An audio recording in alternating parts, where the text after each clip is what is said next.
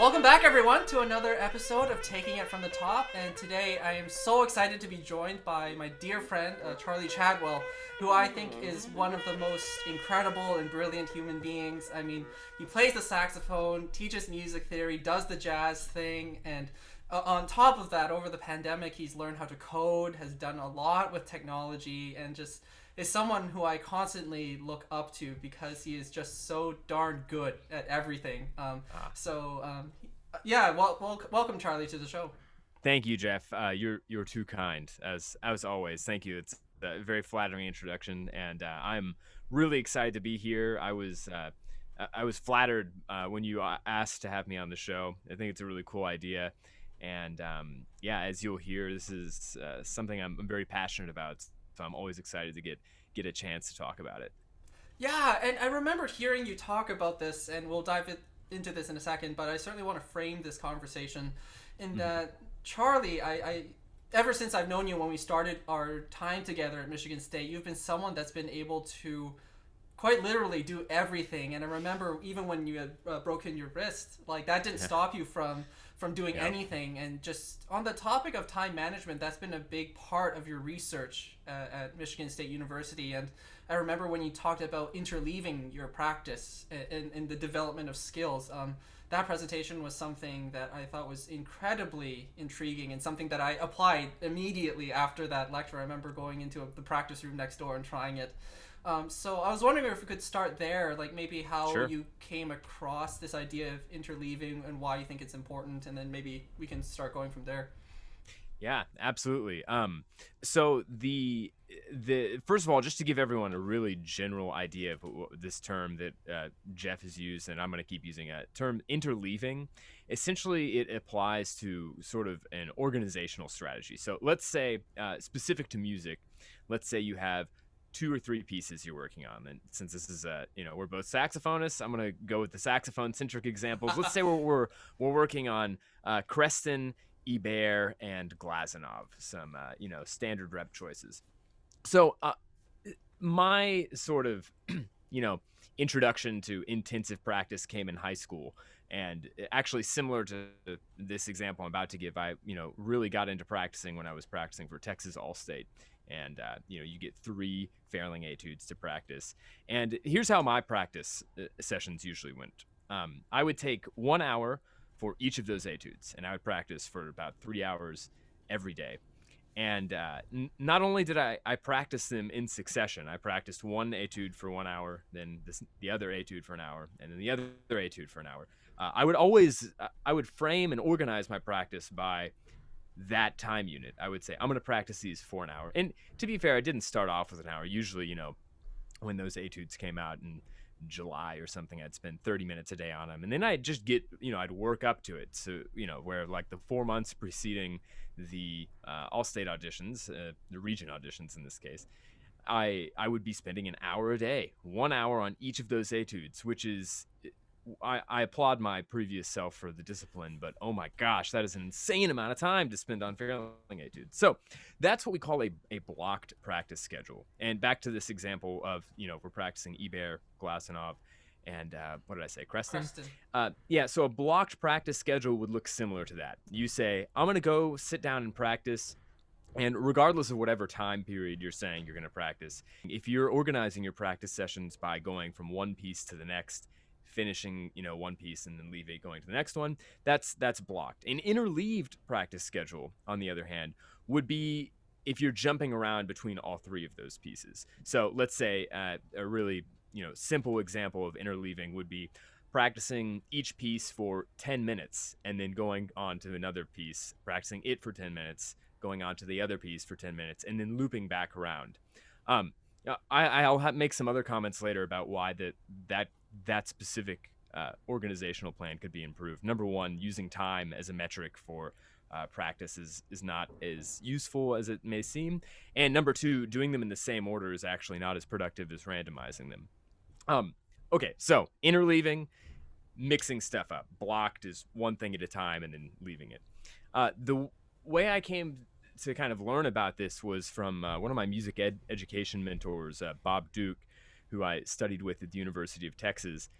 He mentioned this one study talking about sports psychologists going and observing these baseball players, and just trying to determine, okay, what's the most effective way for them to practice. Specifically, they wanted to look at batters and seeing how they would handle different pitches. I'm not a baseball player, but fastball, curveball, whatever ball.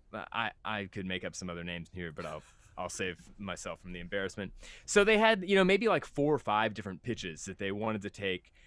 They took a subset of the team. They took maybe a dozen baseball players from this team, and they said, hey, you guys, we're going to take you all, and after practice for, every practice for about 6 weeks, we're going to do this little trial test with you. And so what they would do is they had, for some of those baseball players, they would have them practice, okay, we're going to throw you 10 fastballs, and then 10 curveballs, then 10 whatever, and 10 something else.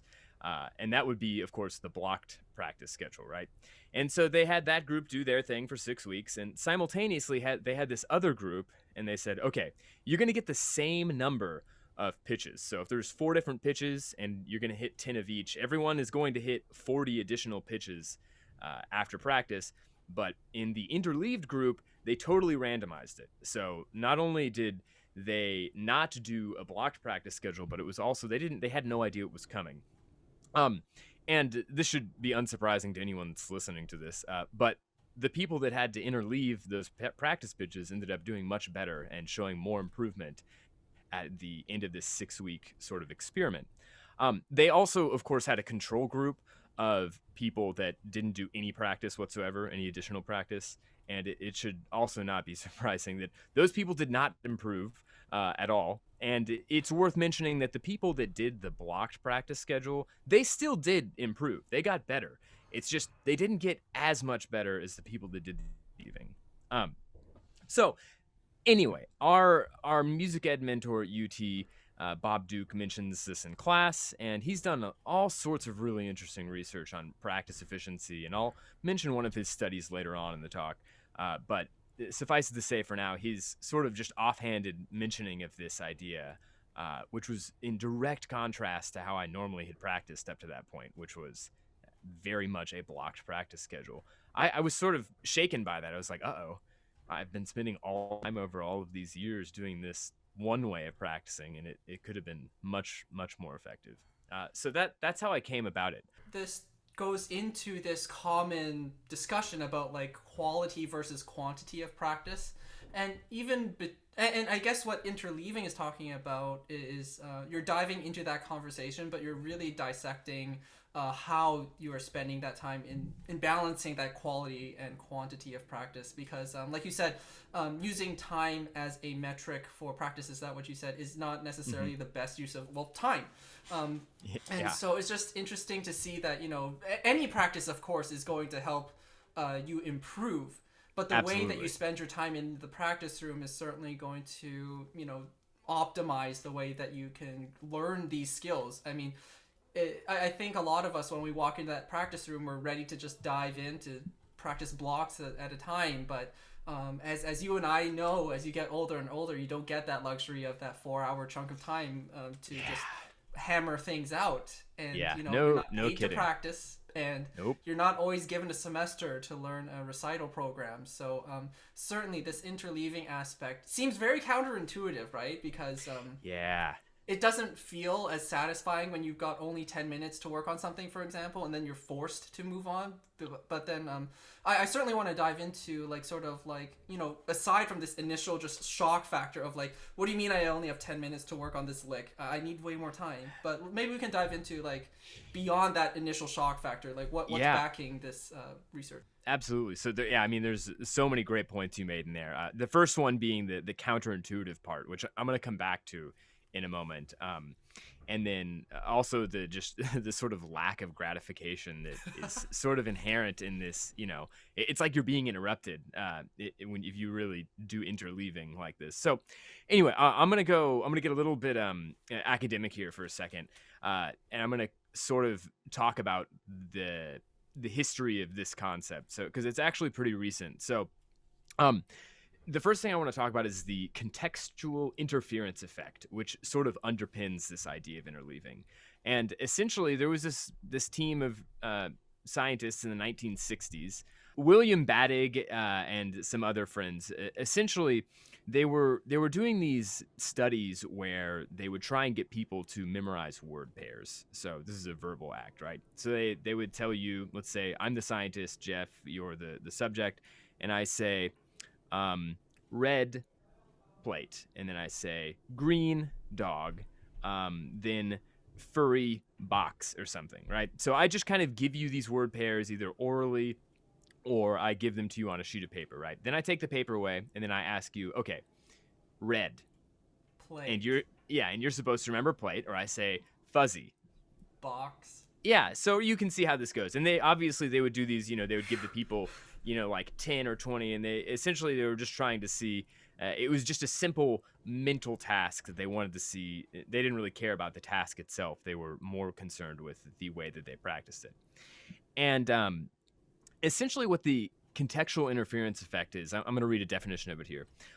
This is from a paper by Frank Brady, who kind of gives an overview of William Badig and a bunch of other people's research, and it goes like this.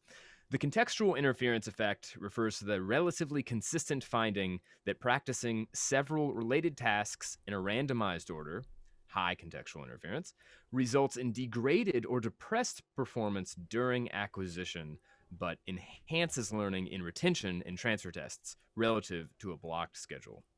Conversely, when tasks are practiced in a blocked or repeating schedule, which is low contextual interference, acquisition is enhanced while retention and transfer performances are impaired relative to a random schedule. So a couple of things to dissect there. First of all, this difference between acquisition and retention.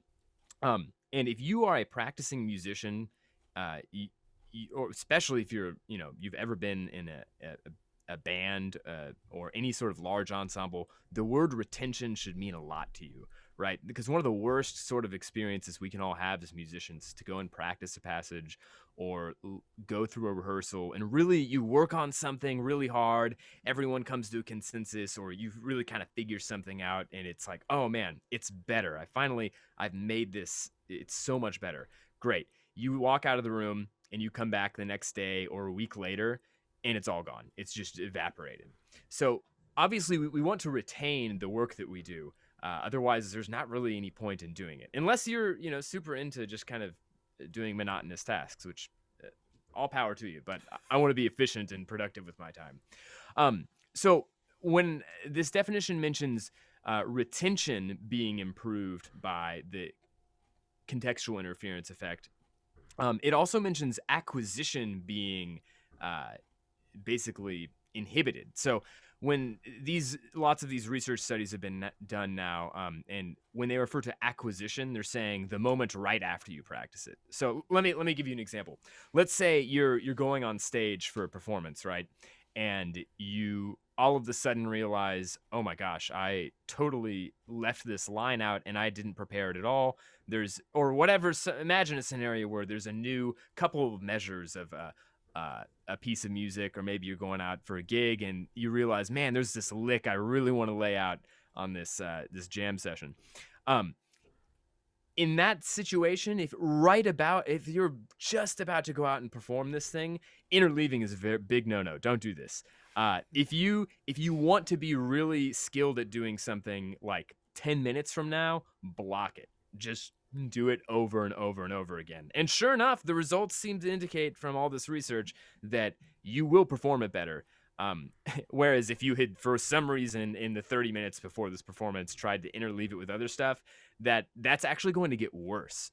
Which goes back to this point that you made, Jeff, that it's kind of non-gratifying to do this sort of practice. And this is exactly why. Because if you interleave these practice tasks, whatever things you're working on, the moment when you're done practicing, you'll actually be less capable of playing them than had you blocked the practice. So blocking is really gratifying then, because you practice something a bunch and you immediately see it get better. It's like, oh, this is obviously better and I can do it more consistently now right here at the end of my practice session. But of course, the interleaving, if acquisition is worse, retention is better. And just a little bit more on this. So, William Badig did this study with word pairs, right? which maybe some of you are thinking like, well, word pairs isn't. I mean, that's not very similar to practicing, and maybe sure, you're probably right. Well, later on in like the 1970s, 1980, John Shea and Robin Morgan basically proposed and then continued to do a bunch of experiments that confirmed that the contextual interference effect was applicable to the motor domain as well as the verbal sort of mental domain. And since that time period, there have been an enormous amount of experiments that have been conducted in laboratory and applied settings in a variety of fields. And the contextual interference effect is widely regarded as one of the most consistent observations, specifically in motor skill learning research. And I could go into more detail about why it works. There's actually a big debate on like, why is that the case? Like that's pretty counterintuitive, right? Like, randomly confusing your brain and switching between tasks over and over again. It feels bad. It certainly doesn't feel great in the moment unless you get kind of used to it. So why does that work? And essentially there are competing theories, but they all kind of hinge on this fact that the increased cognitive processing that is required of that, the sort of the frustration, right? The part that makes you, this is hard and I'm doing worse at it. That effortful cognitive processing is what in turn sort of ingrains it in your brain a little bit better. And that's something I'd love to know more about. I'm not a neuroscientist, but it's certainly cool stuff. So that's a little bit of the history of just the contextual interference effect, which is not exactly the same thing as interleaving, but it's underpinning it. And if you want to go find on your own more research about this, that's a good place to start. Interleaving and contextual interference. So one other thing I'll kind of talk about really quickly, unless you have anything you want to jump in with, Jeff, is this other research experiment done in 2016 by Christine Carter and Jessica Gran. And this is actually taking all of the stuff I just talked about and putting it into a musical context. So essentially, the purpose of the experiment was to examine the effects of an interleaved and blocked practice schedule on musicians. In this case, they took clarinetists. They found 10 clarinetists that varied in age and skill, that had all played for at least 4 years and were practicing regularly. They had all of these people were playing clarinet regularly for at least 8 hours a week. So, an assortment of skilled players, but all people that were regularly playing. Each of the 10 participants were given 2 concerto expositions and 2 technical etudes, and they were instructed to practice in both a blocked and interleaved practice schedule after they sight read through each of the excerpts. The blocked schedule consisted of 12 minutes on the first concerto and then 12 minutes on the technical etude. And the interleaved schedule consisted of alternating between the second concerto and the second technical etude in 3-minute intervals. After practicing the first day, in this little lab, the participants were recorded performing the excerpts, and just as a measure of their immediate practice retention. Then the participants came back the next day to perform the excerpts, and the recordings of those performances were then rated later on by a panel of 3 judges. So basically what the scientists found after, these performers were ranked and then they, sort of looked back at the performances, they found that the degree of improvement between the blocked and the interleaved schedules, it was small. It wasn't big, but it was there. It was statistically significant. And after compiling the ratings of the judges, the researchers, basically came to conclude like, okay, well, it's not a huge advantage, but for all the people, the exercises they did practice in an interleaved schedule, they were definitely better than the non-interleaved schedule. And sort of, a practical application and confirmation of the contextual interference effect. And some other interesting features of this is they found that pretty much universally everyone said they did not like the interleaved practice schedule. All of the clarinetists were like, I didn't like that. I would not take this out into, my everyday practice routine. That was at the beginning, right, when they did it. And then the scientists came back and they said, hey, actually, you did better when you interleaved. And the people still said they didn't want to do it. They're like, yeah, I don't care that that it technically improved my playing even more. I didn't feel good. I'm not going to do it. So kind of going back to your comment about this being counterintuitive and ungratifying, that's a real thing. And it's something that you can get over. In my own practice, I've been implementing interleaving for a while, and now it's actually hard for me to not to do it. So I find that switching between things rapidly, and I'll sometimes I'll measure it by time, sometimes I'll measure it by objective. It actually keeps me much more engaged in the practice session. I can sit there and practice for 2 or 3 hours and not once have lost focus. I'm like, oh man, wow, that time just kind of flew by.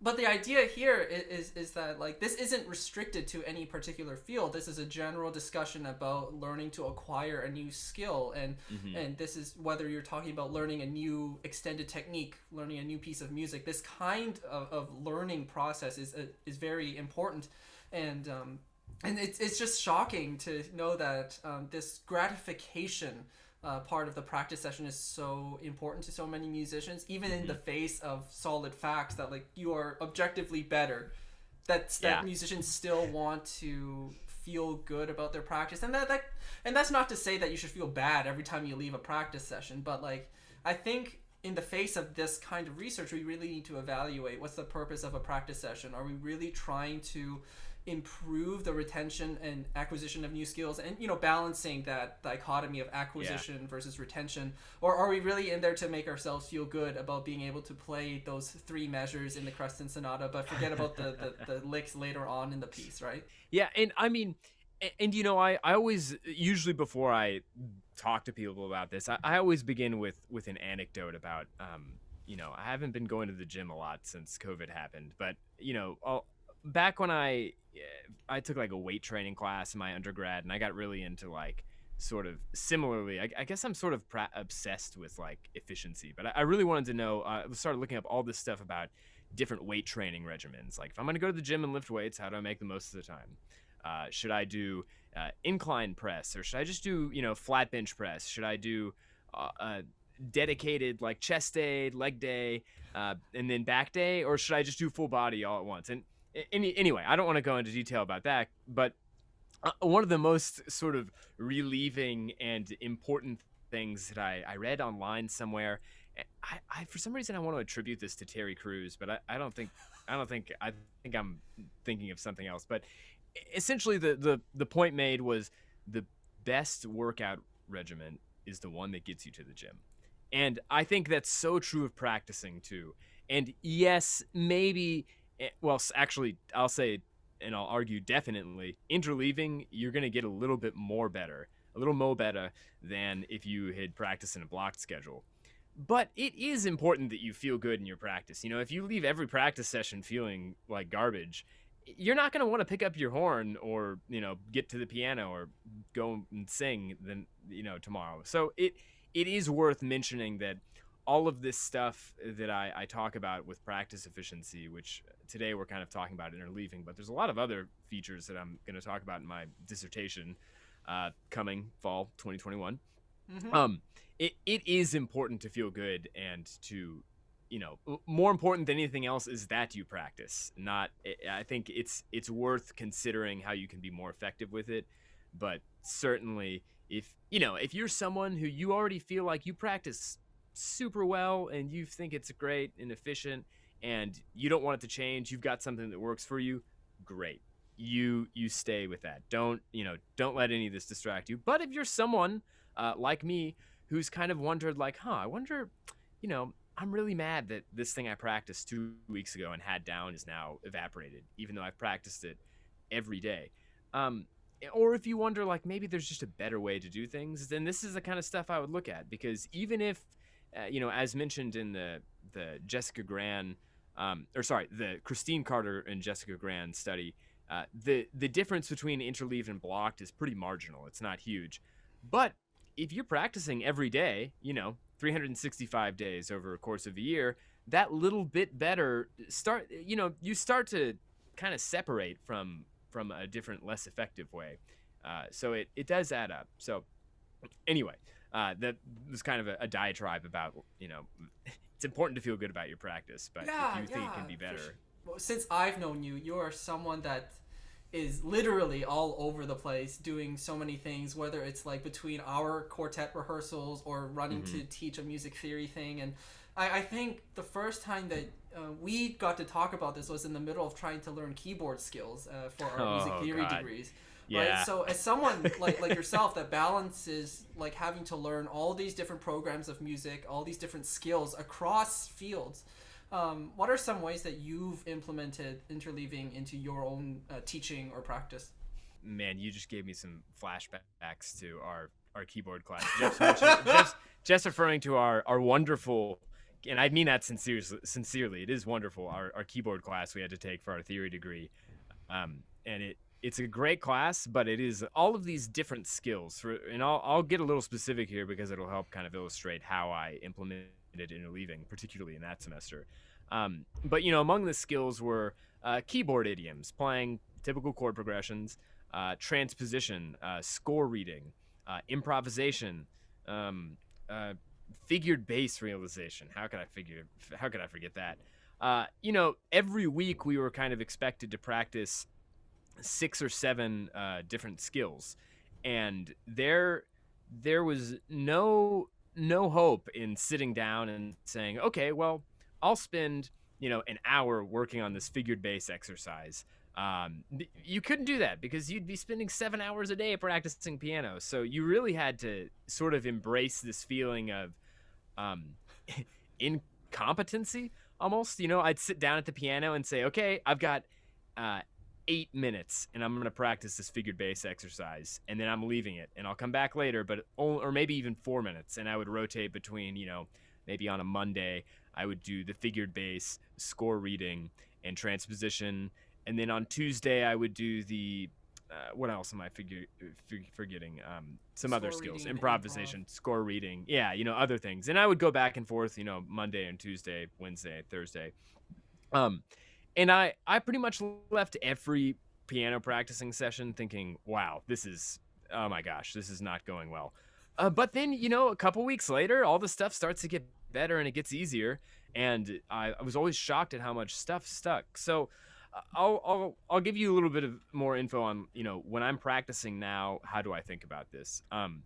I think probably one of the simplest ways to implement this, though I'll put a big caveat here, is maybe not the most effective, but probably the simplest way to get everyone just immediately, trying this is I'll put a timer on my stand, and usually I'll put it on like 8 minutes. Sometimes I'll do 5 minutes, sometimes I'll do 10 minutes, and I'll just tell myself, okay, I have these 3 things I'm going to practice today, or in this session as I'm sitting here. I've got, maybe I've got an hour and a half between classes or something, and I want to practice a little bit of, right now I'm working on Wicker Park by Marcos Balter, Interplay by Charles Ruggiero, and Desenclos, right? 3 stylistically very different pieces of music. And I say, okay, I'm going to put the timer on for 8 minutes. I'm going to practice, some part of these pieces. Obviously, I'm not going to practice the entirety of Desenclos in 8 minutes. So you have to sort of zoom in further, and what exactly you choose to practice on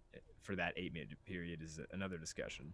But I'll put the timer on for 8 minutes, and when that timer goes off, I switch. I just change pieces and I work on something different. And when that 8 minutes is up, I go to a different piece, and so on and so forth.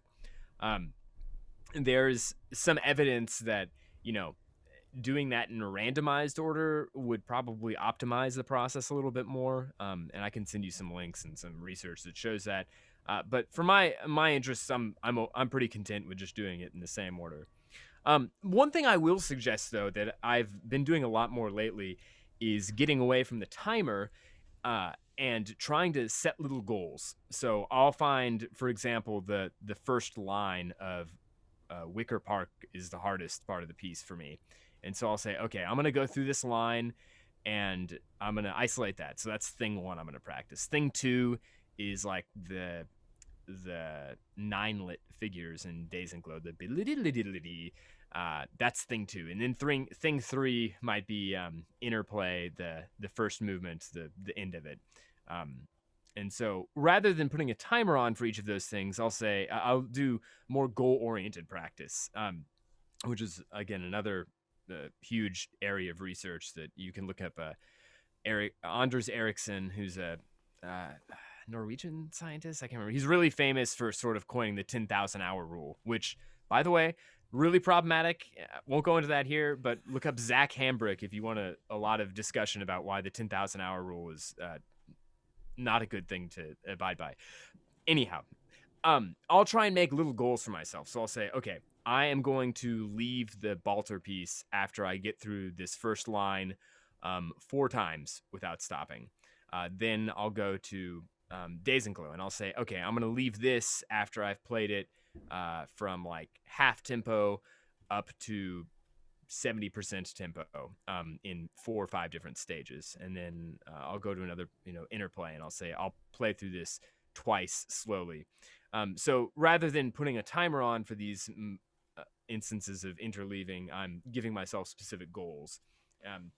And like I said, there's a lot of research that shows goal-oriented practice is a lot more effective than just simply putting on a timer.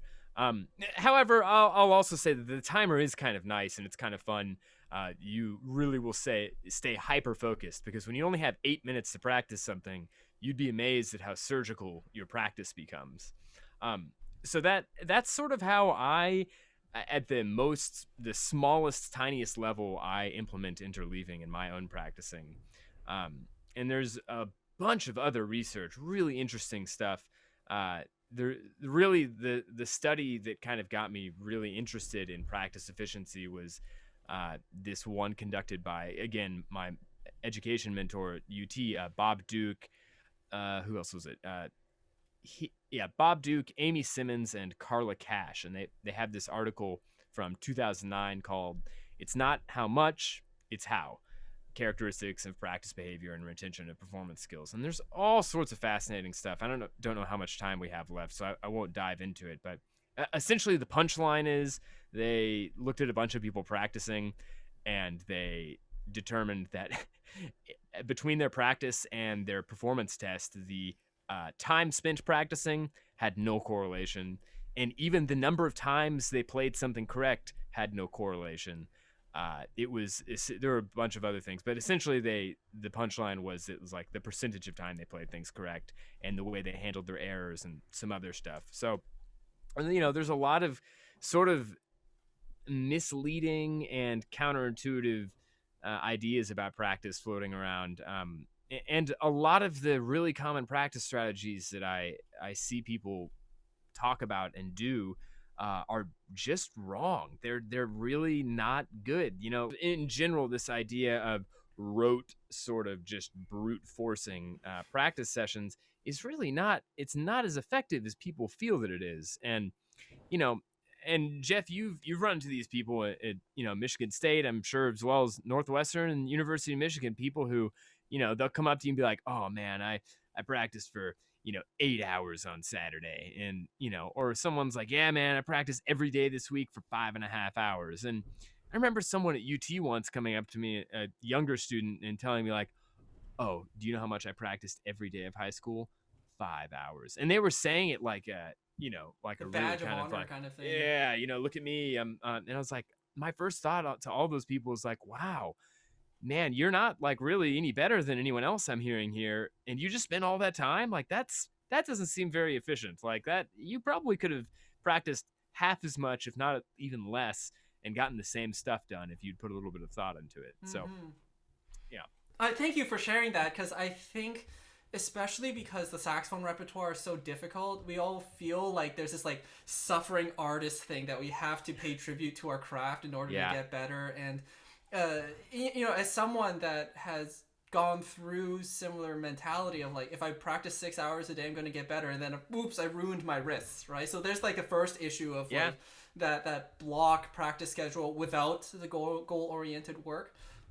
Some other highlights that since Charlie has given this presentation and I've been able to enjoy it a couple times, Some of the benefits that I've found from this is that, one, I'm able to get through more material in a shorter amount of time, so that instead of like one piece that I'm preparing for my lesson gets super good and then everything else like sort of suffers because I focus on the one thing, but I'm able to get through everything, and while everything is improving slowly, I'm addressing everything at the same time, and everything improves over time. I'm able to retain it a lot better.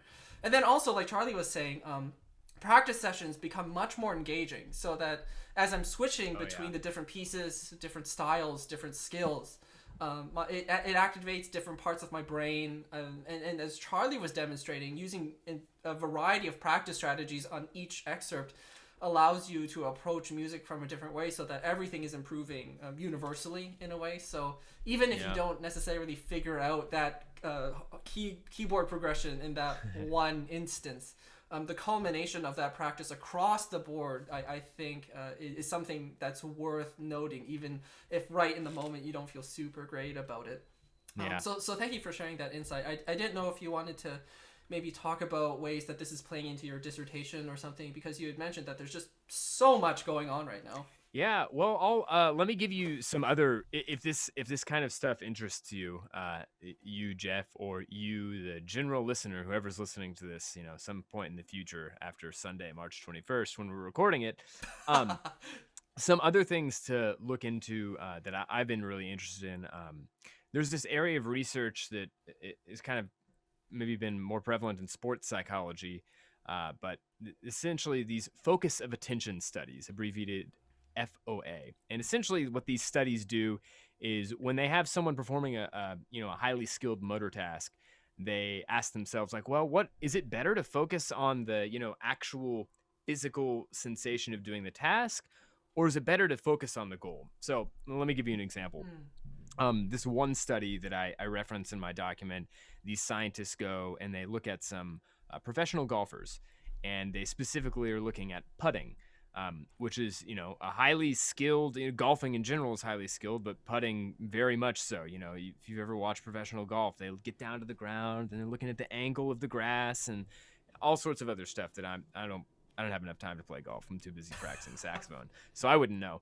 But essentially they took these golfers and they tried this experiment where they said, okay, we want you to try and make this putt, but we don't want you to think about anything except focusing on where you want the ball to go. Don't think about your back. Don't think about your feet. Don't think about your hand position. Just focus on where you want the ball to go. And they had a bunch of different trials where they had them do that. And then they went the other way. They went and they said, okay, now we're going to have you do these same putts, or it may have been different putts, but they did enough to where, they could kind of compare.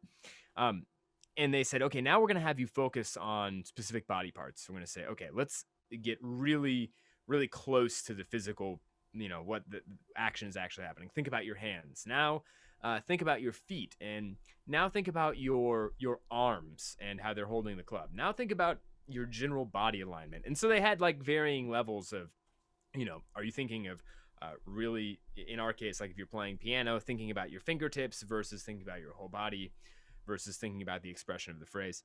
And for the professional golfers, what they found is that they all very consistently performed better when they were not thinking about the physical manifestation of what they're doing. All of them performed better when they were just thinking about, where do I want the golf ball to go? So that's outside of the realm of music, but unsurprisingly, people have taken this and they put it in musical context. So one of them, again, my music education mentor at UT, Bob Duke. And if I can't, I don't have the name of it up for me, but I'll send it to you, Jeff, so you can put it in the, bio for this or whatever. But essentially he did the same thing with these little piano excerpts that he would have students practice. And he would say, okay, I want you to try playing this now. And I simply want you to think about how you want the music to go, the expression of the phrase, the line. And then he would record that and he'd save it. And then he'd have him play it again or play other examples. And he would say, okay, now I want you to play this. And I want you to think about the sensation of the tips of your fingers on the keyboard. Or I want you to think about your arms. Or I want you to think about the posture that you're holding yourself with. Or I want you to think about your whole body. The result was that when people were thinking about how they wanted the music to go, rather than the minute details of the physical sensation, they performed a lot better, which I think is interesting, because I know, I spend a lot of time on my practice when I have, something that I'm trying to work through. Is I'll spend a good amount of time thinking about, like, how do my hands feel right now? What am I doing? And we talk about in saxophone world all the time, finger technique, and, oh, your fingers are coming off here. And yeah, it's just interesting to think that there's a difference in how you might perform just by thinking of a different body part. One other thing that I'll mention, though, is they tried this same experiment. And remember, I mentioned professional golfers, but they did this same experiment with amateur golfers, people that were just learning, and it was the opposite. So there is some ground and some argument to be made that, if you're teaching sixth graders, or if you're, an early musician, there are moments, or if you're, learning a new technique for that sake, professional saxophonists learning altissimo for the first time, or slap tonguing, or any of the other multitude of extended techniques, there is a time and place to focus on the physical part, rather than the musical part. So anyway, focus of attention studies, just another sort of broad area of research that might be kind of fruitful to look into if you're interested in this sort of stuff. When you were mentioning what you were talking about, the professional golfers, it reminded me of a Charlie Parker quote, so I immediately Googled it. But yeah. I think one of his famous ones is that you've got to learn your instrument, then you practice, and then when you finally get up there on the bandstand, forget all that and just wail.